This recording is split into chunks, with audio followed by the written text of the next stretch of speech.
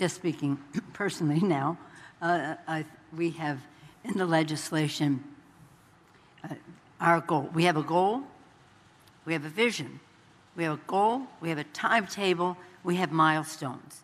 And what our purpose is in our legislation to reach those milestones, whether it's by 2030 for 50%, that is what we will do, and that's what our legislation enables us to do, to reach the President's goals, our goals.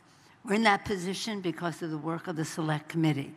The Select Committee has been a champion, and many of the members are here, some on this panel. You heard from some of them yesterday, the 2018 class has many members on the panel, and they had their own press conference yesterday. You heard from our chairman yesterday. You heard from our distinguished chair of the caucus, of the Select Committee leading us today. So we have our vision, we have our timetable, we have our milestones. We will meet them without that, but I think that should be something that's always for consideration. Thank you for your question. If I may, Madam Speaker, just to elaborate briefly, I've had that legislation in the House for years. And as you know, there was progress going forward. But we were dealing with the reality of the Senate. That was not going to happen with this immediate package. But that's not the end of the game. This package that we have moving forward is going to result in dramatic impacts, and this is a path that we're going to continue on, which you've seen in terms of the reaction from many in the private sector. So we're not giving up on that. There is, I think, an overwhelming majority of the House that would support it, but we're going to deal with the realities in the Senate now and go forward. Good. Next question.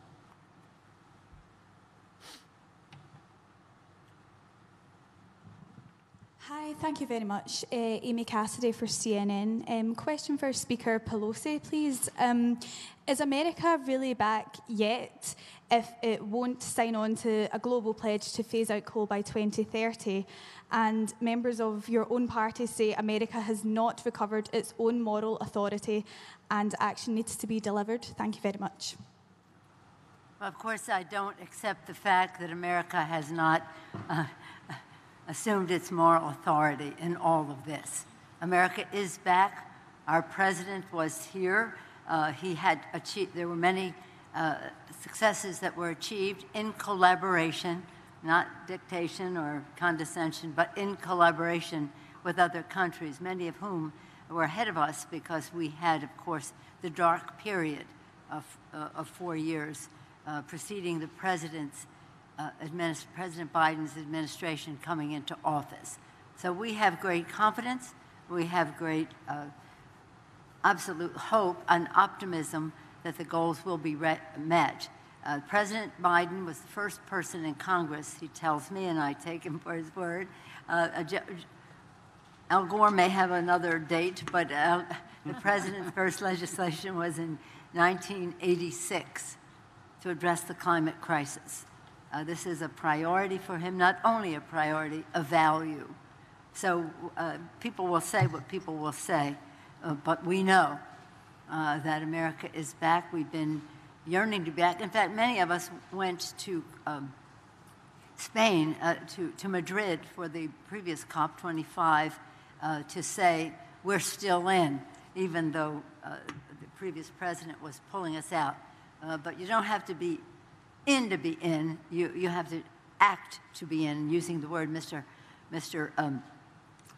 Hoffman used and our distinguished chair used. Across the country, whether it was state or local governments, we're all moving in that direction. The mayor's initiatives on climate were very positive. Governors in my own state of California, but other states as well, governors did not wait around for the White House to share that important value of saving the planet for the children. Could I just speak to that? Look, I hope one of the things that you're hearing from our delegation here is not just a willingness to ask the rest of the world to step up and do better.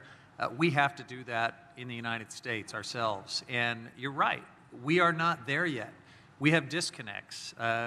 We are putting together the most historic package of investments and climate action that our country, maybe the world, has ever seen, and yet within it, we continue, as we tackle methane, for example, to address it by throwing money at the fossil fuel industry to incentivize them to do what, frankly, we would like to do using other tools, like just penalties and regulations. There are just political constraints and realities we're still trying to navigate, and you can point to contradictions and inconsistencies and inadequacies and all of that, but I hope what you're hearing is a resolve to step up and do everything that we possibly can, and we will get there. Good. Next question.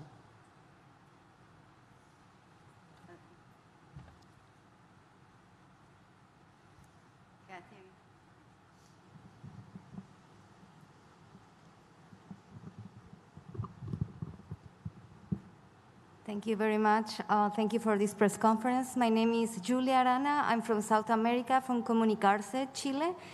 I have two questions. The first one is, can you give me more details about this proposed bill about a carbon tax, $20 carbon tax you may propose?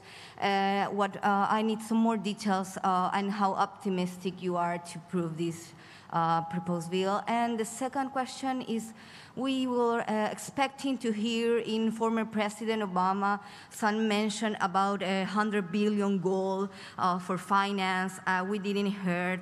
We also didn't hear in actual President Biden. Can you tell us what are you doing to push forward to complete this goal? Thank you very much. I think I'll ask Mr. Blumenauer to address the first part, and then I can address the climate financing. In the short term, it's going to be very difficult to have a carbon fee or a carbon tax in the United States. We continue to have that on the table. We're looking at other areas. For example, a carbon border adjustment, which is gaining more attention and momentum. We've had conversations with our friends in the European Union who are moving forward. There are alternate ways to be able to do that. In the short term, because of the dynamic we're facing in the Senate, that's not going to happen. In the long term, it will, and there are these other mechanisms, like the carbon border adjustment, that we can proceed with.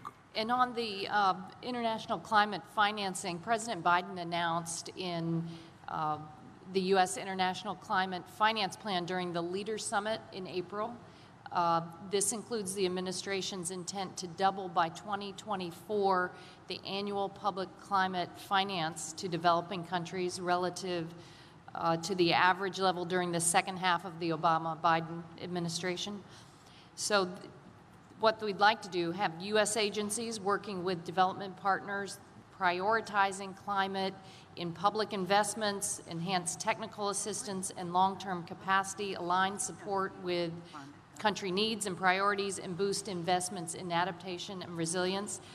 The U.S. Agency for International Development, USAID, will release a new climate change strategy. That's imminent here at the COP, and the U.S. International Development Finance Corporation will update its development strategy to not only include climate for the first time, but also make investments in climate mitigation and adaptation a top priority. What you're seeing here is building back after the previous administration had taken us out of the Paris Climate Agreement, but also took us out of our commitments that we've made under previous administrations to support international climate goals. So we're building back better in the Congress on clean energy, but we also have a responsibility to build back better when it comes to keeping our commitments to the international community, and we intend to do that with President Biden. Madam Chair, if I may, on that, Mr. Espaillat, you go first. Hay un compromiso con la administración Biden de llenar el vacío que existió por los últimos 4 años con referencia al financiamiento y entendemos de que los Estados Unidos está atrasado en los pagos para llegar a los $1,000 millones de dólares, pero hay un compromiso y una voluntad política para llegar ahí. If I may add to what our colleagues have said, Mr. Greg Meeks is here with us this morning, the chair of the Foreign Affairs Committee, and he has legislation that is ripened and ready to come to the floor to address our responsibilities for sharing resources, financial, technological, and so many ways to help other countries. That is our moral responsibility to do so. I'm completely unaware of any deal on carbon tax, but I do know that it is something that is talked about and may be an option for the future. It is not in our legislation now. Our legislation is predicated on making everyone pay his or her fair share.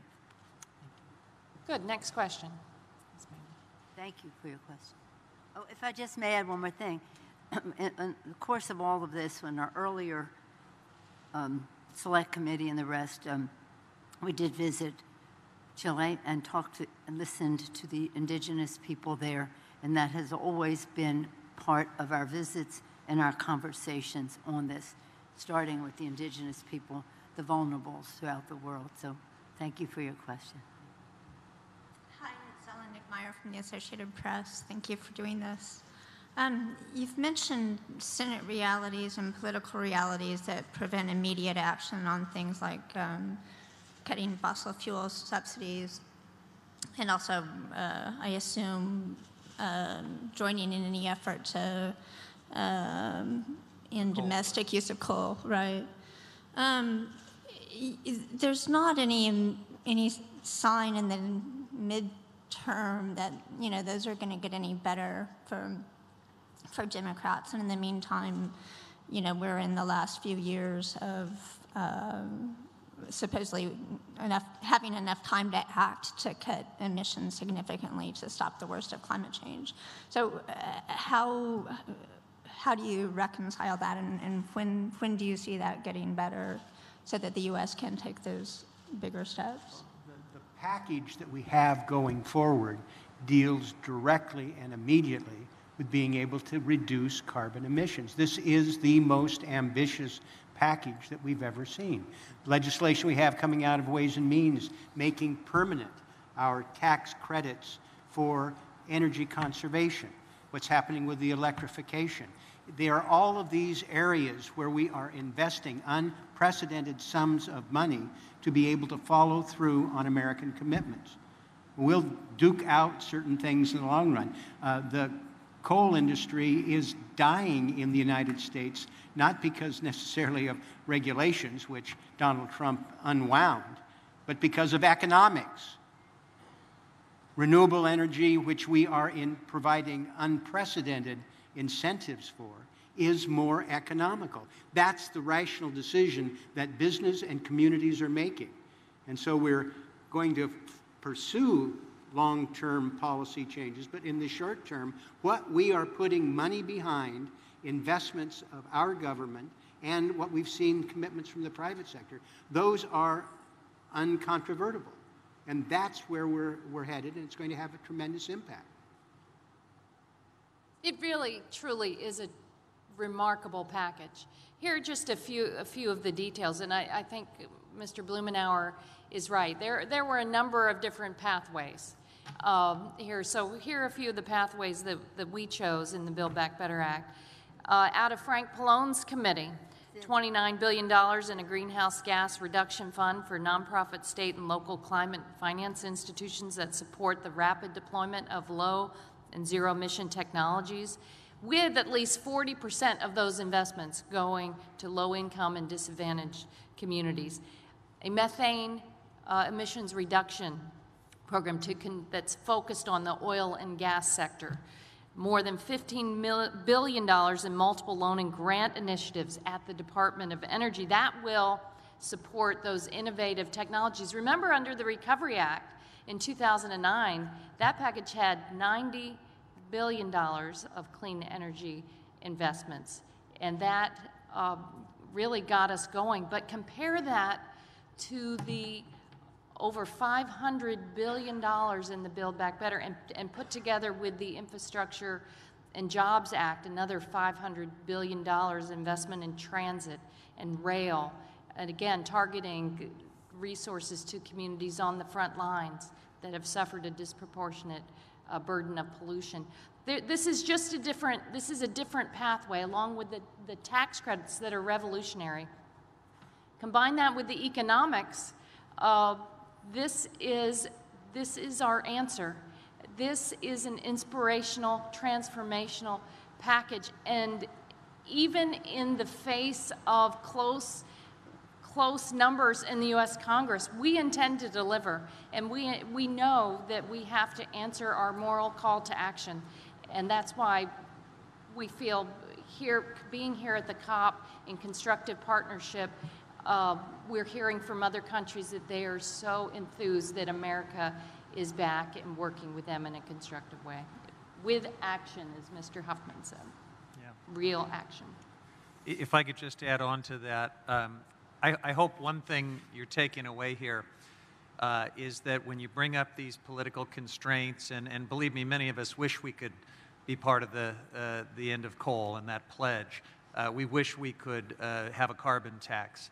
We wish we could do all kinds of things, but instead of just throwing up our hands because of these political roadblocks and not taking action, we are finding ways to navigate those problems and still take action. We're tackling every one of the major elements of this climate crisis in a bigger and bolder way than we ever have. But we have never been absent. A certain branch of government was absent for 4 years, but we were there in Madrid, and we're here today, and our leadership in methane has been impressive, and our fiscal commitment in the recent Build Back Better initiative proves that we're here for the long haul. Because of the constraints of the room, we only have time for one more question. Who's calling?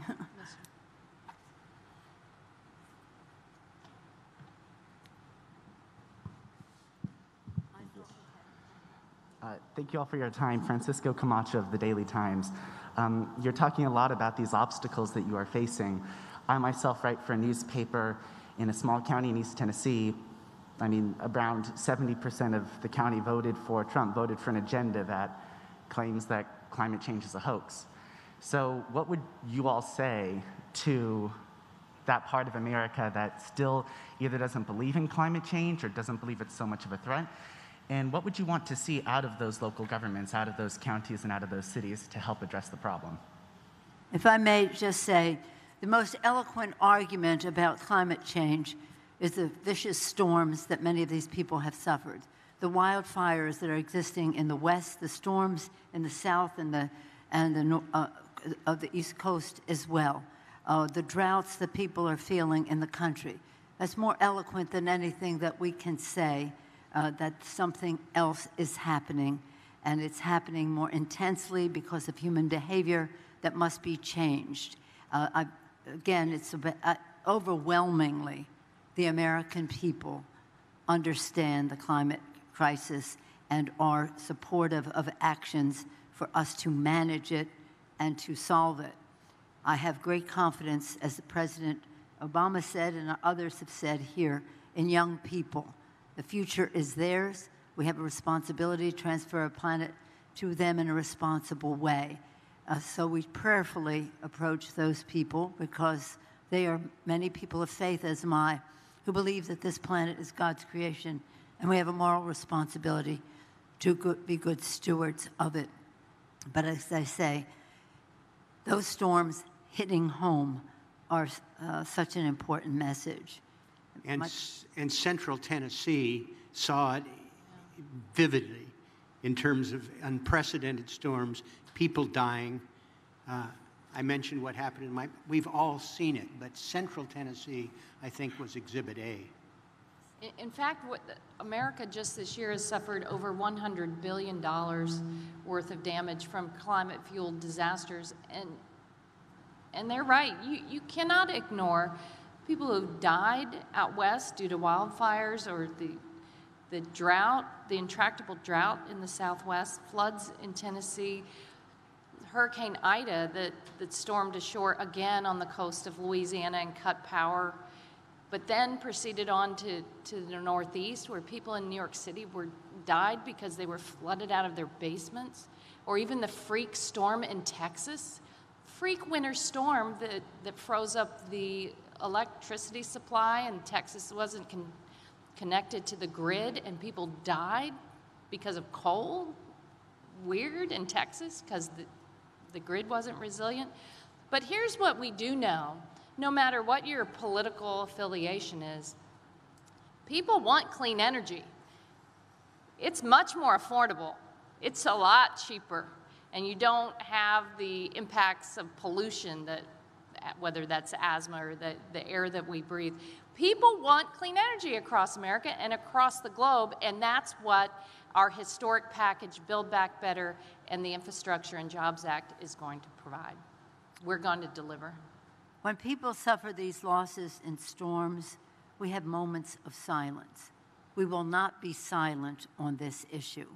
The narrative across America is one about saving the planet for the good health of our children, clean air, clean water, about good paying green tech jobs to make us preeminent in the world and in our communities, to have work, as Mr. Espelette talks about all the time, workforce development. It's about our national security. Conflicts caused by drought and other natural disasters create competition for resources and for habitat, and again, a national security issue to end conflict, and it is also a moral issue to pass the planet on to future generations. But I have great confidence that younger people, even grade school kids, understand this better than some members of Congress. We'll learn. The children will lead the way. Thank you all very much. Thank you all.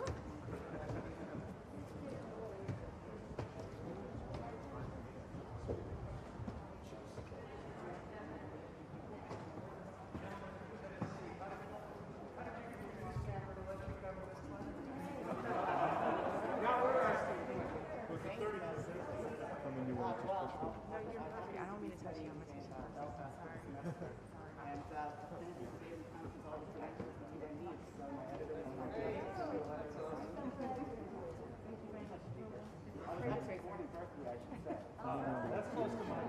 Well, each of us. Yeah. Thank you so much.